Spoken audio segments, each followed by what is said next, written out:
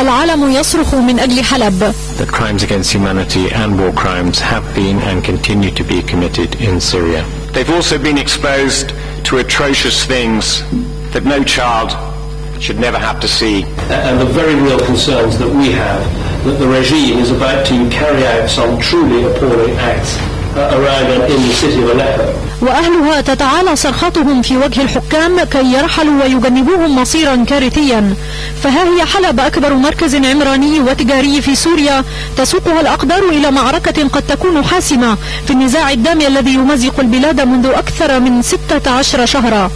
ووسط نذر مذبحة وشيكة واصلت القوات الحكومية قصف مناطق المعارضين في حلب وكثفت من تعزيزاتها حول المدينة تمهيدا لأم المعارك. ذلك أن سقوط هذه المدينة يعني للنظام خسارة الحلفاء من رجال الأعمال والقيادات الدينية السنية الذين اعتمد عليهم آل الأسد طويلا في تثبيت أركان حكمهم.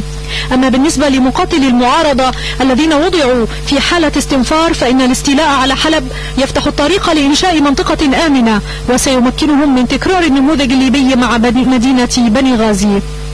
وخارج الوطن الطارد لأهله تبقى مشكلة اللاجئين السوريين وأوضاعهم الإنسانية أمرا مفزعا مع وصول عددهم إلى 120,000 لاجئ يتوزعون بين 4 دول مجاورة هي تركيا والعراق ولبنان والأردن الذي شهد جنازة الصبي السوري المقتول بأيدي جنود بلاده حينما كان يحاول عبور الحدود. ومع تزايد الاقتناع الدولي بأن سقوط الأسد بات مسألة وقت وهو ما انعكس في تصريحات متواترة أحدثها لرئيس فريق المراقبين السابق روبرت مود تتسارع الخطى نحو وضع الخطط المستقبلية لسوريا ما بعد الأسد، خطط تجري على قدم وساق على أراضي الجار التركي الذي يستضيف كبار المنشقين عن النظام السوري وأبرزهم العميد مناف طلاس الذي قدم نفسه في صورة القادر على توحيد المعارضة حول خطة الانتقال للسلطة.